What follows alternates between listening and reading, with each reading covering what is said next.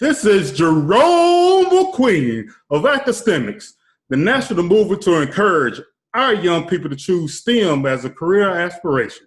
I got a very special guest today, my very own cousin. He's going to talk about STEM opportunities, get this, in the legal marijuana industry. That's right, y'all. We're going to get it today.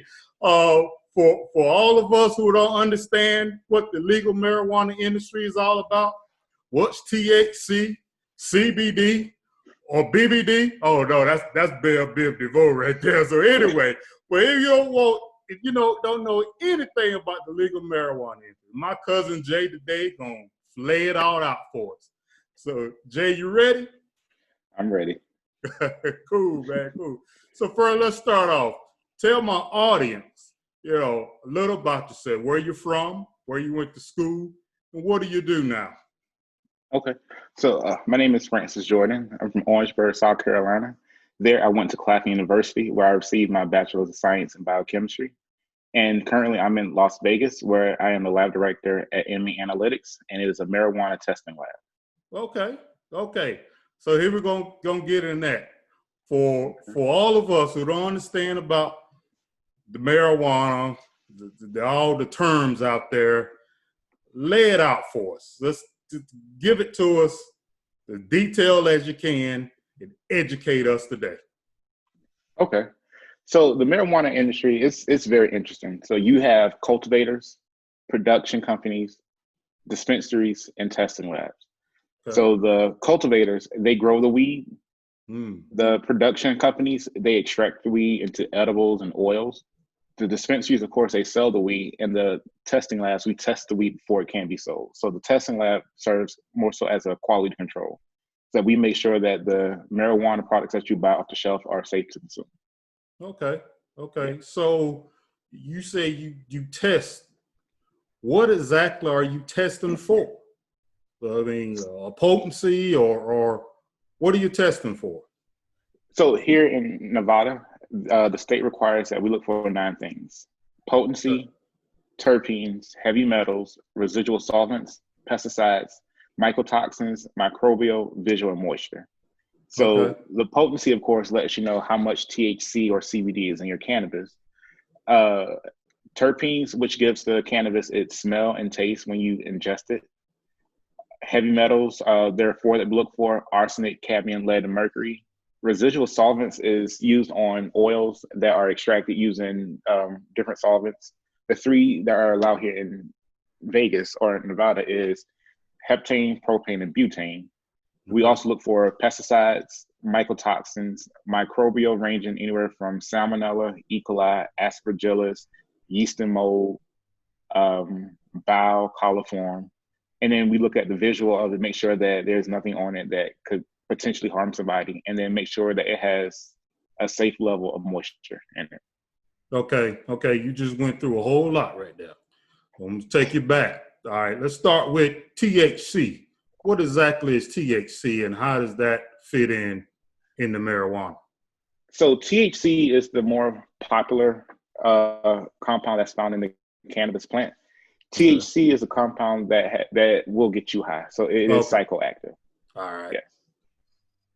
What's CBD? So CBD is another popular one. So THC and CBD are the most common ones found in the cannabis plant.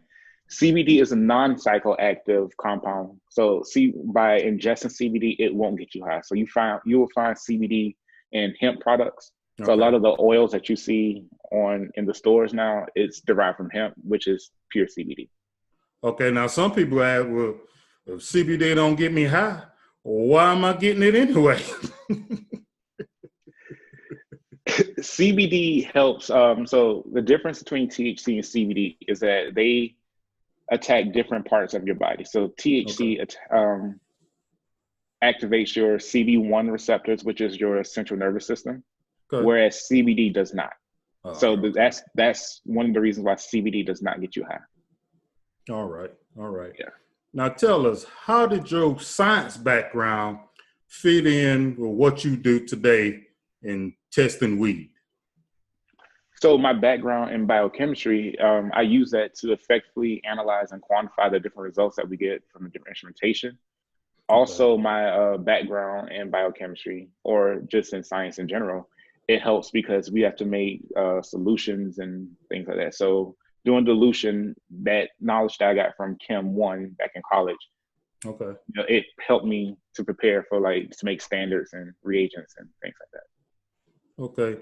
Now, how does someone get involved on the science side of the marijuana industry? So there's actually two different fields that someone with a background in science can get into. The cultivators, if you have a strong background in botany, that Okay. will help you out. Of course, in the cultivation, that's where they grow the plant. And one thing that I tell people out here that growing marijuana is not like putting the seed in the ground, adding some dirt and some water. All You right. have to add nutrients to it. It requires light. Some people do 12 and 12. You have some people that do 18 hours of sunlight, 6 hours of no light. And then there's different stages throughout the vegetation process that requires different things. And the other is, of course, in the testing lab. So just having that background in science. So if you go to college, major in one of the natural sciences like biochemistry, biology, chemistry, Okay. environmental science. And that will be the first step to get into the industry on the science side. So growing marijuana is a real science to it. It's just not something that you just do all willy nilly. There is some Correct. It's education behind it. correct. It's some a former microbiologist of mine. His passion is growing. Sorry, that's a dog. But growing marijuana is like farming. Okay. I think that's the best way he put it. It's like farming. It takes love and nurture. Okay. You just can't put a seed in the ground and hope it grows into a plant, because you can do that, Right. but more than likely your THC will be low. It won't have any terpenes or any minerals. So Right. you'll have a cannabis plant, but it won't be good when you smoke it. Okay. Okay. Now, what are some of the other products that you have THC and CBD in? I know they're getting to be a line of products that you can get with this in there. What are the others? So the outside of the flower, you have concentrate. So the concentrate is the oil that you can put into a vape pen and you can vape. They also take the oil and put it into edibles to make, and your edibles can range from anything that you put oil in. So you have brownies, cookies, gummies.